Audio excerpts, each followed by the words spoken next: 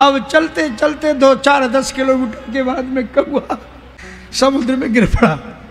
हंस ने पूछा कि आप तो 36 प्रकार का ही बता रहे थे, 27-37 प्रकार का उड़ान, ये कहाँ से उड़ान आ गई? फिर बेचारे हंस ने उसको अपने ऊपर बैठा करके बाद में उताराया, कहा गप्पे मत मारा कर, सीधे होकर के चला गया। ऐसी तमाम 56 प्रकार की उड़ान जानने वाले लोग होते हैं, लेकिन जो वास्तव में गंभीर होते हैं, अधजल गगरी छलकत जाए, ये मुहावरा तो सुना होगा ना। वे ही गगरियां छलक करके अपना पानी भरने का एहसास दिलाती हैं जो आधी होती हैं, और जो भरी हुई होती हैं वो छलकती नहीं है, भर करके चलती है। जो प्रेम में परिपूर्ण हो गया है, जिसने ईश्वर को पा लिया है, वो प्रदर्शन नहीं करता, सिद्धियां नहीं दिखाता। ये सिद्धियां चमत्कार अधूरे लोगों के प्रमाण हैं। क्योंकि हमारे परम पूज्य महाराज जी बाबा जगन्नाथ दास जी महाराज कहा करते थे कि ये जो सिद्धियां हैं, चमत्कार हैं, ये सिद्ध श्रेष्ठ संत मुनि लोग उनका आश्रय ग्रहण नहीं करते। संसारी प्रतिष्ठा सूकरी विष्टा, संसार की प्रतिष्ठा सुअर की विष्टा के समान है, उसकी तरफ देखते भी नहीं है। संसार की प्रतिष्ठा से संतों का कल्याण नहीं होता। एक बार एक संत कोई सिद्धि से युक्त थे और वो साधना कर रहे थे। उनकी साधना तपस्या के चर्चे दूर दूर तक हो गए, और दूर दूर तक जब उनके चर्चे हुए तो फिर क्या हुआ कि बड़े दूर दूर से लोग दर्शन करने आने लगे। तो एक बार राजा को पता लगा, तो राजा ने भी सोचा कि चलो इतने बड़े सिद्ध हैं तो हम भी दर्शन कराएं। तो राजा मंत्रियों के साथ में चले, और जिस महात्मा के पास में मंत्री मिनिस्टर आने लग जाएं, उससे बड़ा ज्यादा सिद्ध तो कोई दूसरा संत होते ही नहीं। उसके पास में तो बिना लगाए उसका ऑफिस खुल जाता। हमारे यहाँ पर आदरणीय मुख्यमंत्री जी क्या 1-2 बार आ गए, वृंदावन में तो रोज लाइन लगने लग गई। एक माता जी बैठी, महाराज जी हमारे पास कुछ नहीं, बच्ची की नौकरी लग जाए। एक माता जी आए, हमारा वो मकान, अरे हमने कहा वो यहाँ आके गई, हमारा ऑफिस नहीं है, मैं मुख्यमंत्री नहीं हूँ, वहाँ जाओ तुम उन्हीं से मिलो, हमारे काम बने नहीं, तुम्हारे काम भगवान ने। हाँ, कितने लोगों ने हल्ला कर दिया कि मुख्यमंत्री जी आए, 20 करोड़ लोग देकर के गए, 2 करोड़ देकर के गए। अगर सरकार कोई चीज बनाती है ना तो पहले अपना पत्थर गाड़ देती है बनने के पहले कि अब ये सरकार बताओ कहाँ पत्थर लगा, तो देख लो आप इधर उधर जाकर। इसलिए इस चक्कर में मत रहना। जैसे हमारी शांति बहन ने, शांति रुंगटा जी ने कहा, ऐसे सब लोग लगाओ, और नहीं तो बस अब आप लोगों के ऊपर है। अब ठाकुर जी, अब बनारस वाले अयोध्या, ये जो अयोध्या में 7 नगरियां हैं, मोक्षदा नगरी, उसी में ये काश्मीरीगंज अयोध्या की, ये तो मुख्यमंत्री जी भी बोल करके गए कि ये नगरी है, और यहाँ के वही राम जी, वही फल, वही चमत्कार। आप काशी में इन राम जी का दर्शन करो तो राम लला के दर्शन का फल है, आप इनका दर्शन कर लो। काशी वासियों के पास में 12 ज्योतिर्लिंग यहाँ बैठे हुए हैं कि नहीं, बोलो। केदारनाथ आपको जाने की जरूरत है? आप कहाँ बैठे हुए हो? केदारनाथ में बैठे हुए। ये केदार खंड है जहाँ आप बैठे हुए, विश्वेश्वरगंज है, सब देवता बैठे हुए। अगर आप अयोध्या जाओगे तो केवल राम जी मिलेंगे, वृंदावन जाओगे तो केवल बिहारी जी मिलेंगे, और अगर काशी जी आओगे तो सब देवता एक साथ बैठे हुए। जिस तरफ से निकल जाओ सब लाइन लगा के बैठे। दुर्गा जी मैया बोली हम भी बैठेंगे, दुर्गा जी आए। और नवरात्राओं में आप तो काशीवासी हो, कभी पेपर पढ़ना। हमारे पत्रकार भी जो वाराणसी के हैं बड़े मूर्धन्य हैं, अद्भुत हैं, इनको भी पूरा ज्ञान रहता है। इसलिए आप जब भी देखोगे तो नवरात्राओं में आपके पेपर में सबसे पहले ये सूचना दी जाती है कि आज के दिन आप किस देवी का दर्शन करें, और ये देवी काशी के किस भाग में विराजमान है। आश्विनी मास में जब चारों तरफ रामलीलाएं होती हैं तो एक समाचार सबसे पहले हमारे काशी के पत्रकार ये देते हैं कि आज किस किस नगर की किस किस रामलीला के द्वारा कौन सा प्रसंग दिखाया जाएगा। रामनगर में कौन होगा, कश्मीरीगंज खुदवा में कौन होगा, और अलग अलग सब रामलीलाओं का अलग अलग। और काशी जी की 4 ऐसी विख्यात चीजें हैं कि आप दुनिया में चले जाना कहीं मिल ही नहीं सकती। रासलीला तो वृंदावन की प्रसिद्ध है, लेकिन अगर आप नागनथैया लिखोगे तो आपको वाराणसी ही आना पड़ेगा। देख लेना, आपको 80 घाट पर लाखों लोगों की भीड़ लगी होगी।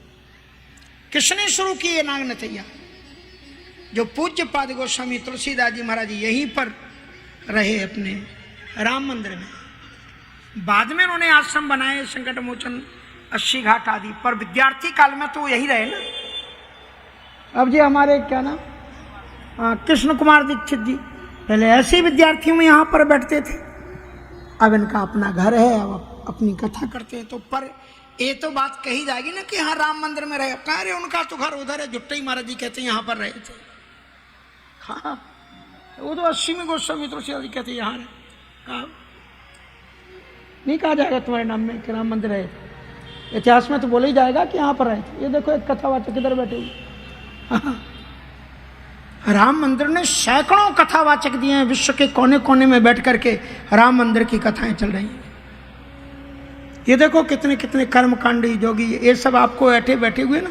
ये फिर बाद में जब बैठेंगे विशाल सिंहासन पर तो आपको दर्शन करना मुश्किल हो जाएगा। सबसे बड़े व्यास जी अभी कल आए थे हमारे पास, आए थे ना। इस श्लोकों में आपको सुना गया क्या, गणेश जी के 12 नाम। तो इसलिए सब व्यास हैं, आचार्य हैं सब। तो कहने का मतलब यह है कि यहां पर काशी की पत्रकारिता भी अपने आप में। तो काशी की 4 चीजें, नागनथैया और चैतगंज की, बोलो जी आप बताओ शांति बहन, चैतगंज का क्या प्रसिद्ध है बोलो। नक क्या है, नक्कटैया। और ईश्वरगंगी का भरत मिलाप। और रामनगर की रामलीला तो है ही।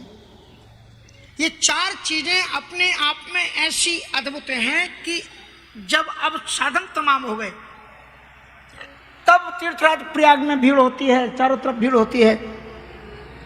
पर यहाँ पर अपने आप में और एक और परंपरा यहाँ पर बाद में प्रारंभ की गई। रामनवमी के दिन राम जी की दिव्य झांकियाँ निकलती हैं गंगा में। ये अभी हम लोगों के ही द्वारा शुरू की गई, उसमें हम भी थे, एक दो ट्रस्ट बनाते। कहने का मतलब ये है कि काशी में सारे देवता विराजमान हैं और पूर्ण सामर्थ्य के साथ में विराजमान हैं। गणेश जी महाराज पूरे दुंडीराज गणेश जी महाराज विराजमान है, सभी विराजमान। छोटी छोटी गलियों में विराजमान है, बोलो दुंडीराज जी महाराज। तो कहने का मतलब ये काशी अपने आप में एक अद्वितीय काश्यते प्रकाश्यते इति काशी, जो अपनी आभा और प्रभा से दुनिया को आलोक देती है और खुद भी आलोकित है, उसका नाम काशी है। ये जो दूर दराज से लोग कथा सुन रहे हैं, चैनलों के माध्यम से बता दें, ये कथा श्री रामानंदाचार्य जी महाराज की जयंती के पावन। तो वहां की जो 7 नगरियां हैं यहाँ पर मोक्षदा, उनमें ये अयोध्या नगरी है जहां पर आप बैठे हो। काशी की अयोध्या है और काशी के अयोध्या के ये राम जी विराजमान है। अब पहले वो छप्पर में थे, वो तो आ गए। अब वो कह रहे हैं कि हम तो आ गए, अब काशी वाले राम जी को भी भव्य दिव्य मंदिर में बैठा हो। कल एक हमारी बहन आई सुन करके और 51,000 रुपए का सहयोग करके गई। उनके लिए एक बार करतल ध्वनि से उनको बात, क्या नाम है उनका, नाम क्या है, बाद में बोला जाएगा। तो मतलब ये है कि इसी प्रकार से अरे माताओं में बड़ी सामर्थ्य होती। हाँ, अपनी अपनी तिजोरी खोलो और राम जी का भव्य दिव्य मंदिर बनाओ। फिर क्या दे रहे अपने आप देखते देखते। वैसे व्यास जी लोग भी जितने बैठे हैं ना, ये सब बाद में उद्घोषणाएं करवाने वाले। तो आइए मैं आपको दिव्यतम एक कथा सुना रहा था कि भगवान श्री राम जी ऋषि के दिल में प्रकट हो गए। एक तो राम जी उनके हृदय में प्रकट है, इसलिए अतिशय प्रेम देख रघुवीरा, प्रगटे हृदय हरण भव भीरा। और जब उनके ध्यान में वो मस्त हो गए तब राम जी सामने निकट आ गए और फिर राम जी खुद उनको कह रहे हैं मुनि जी जागो, मैं आ गया, मैं जागो। लेकिन जागे न ध्यान जनित सुख पारा, जागे न ध्यान जनित सुख पारा। मुनि ही राम बहु भांति जगावा, मुनि ही राम बहु भांति जगावा। जागे न ध्यान जनित सुख पारा, जागे न ध्यान जनित सुख पावा। भूपि रूप तब राम दुरावा, भूप रूप तब राम दुरावा। हृदय चतुर भुज रूप दिखावा, हृदय चतुर भुज रूप दिखावा। राम जी सामने आए, जगा रहे हैं कि ऋषिदेव तुम जिनको जपते हो मैं आपके सामने खड़ा हूं। लेकिन जाग न ध्यान जनित सुख पावा, वही श्री राम जी उनके दिल में प्रकट हैं, वो नहीं जाग रहे हैं।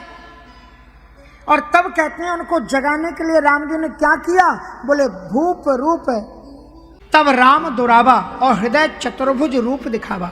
भूप मानी क्या हुआ, किसका रूप छुपाया, भूप रूप तब राम दुरावा। हाँ राजा, तो राम जी राजा थे क्या उस समय, राम जी तो उसमें वनवासी हैं, अभी राम जी राजा तो बने नहीं।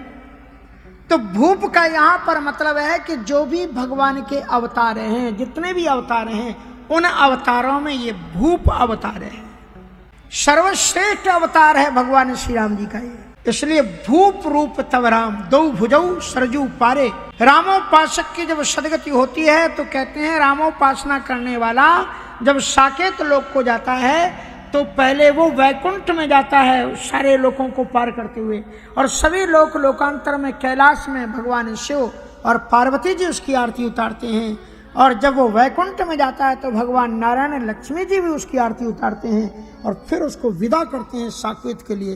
और साकेत में भूप रूप राम जी का दो भुजौ सरजू पारे, नीलाम वजस्यामलको मलांगम सीता समारोपित भागम पाणव महासारिक चारु चापम नमामि रामम रघुवंशनाथम।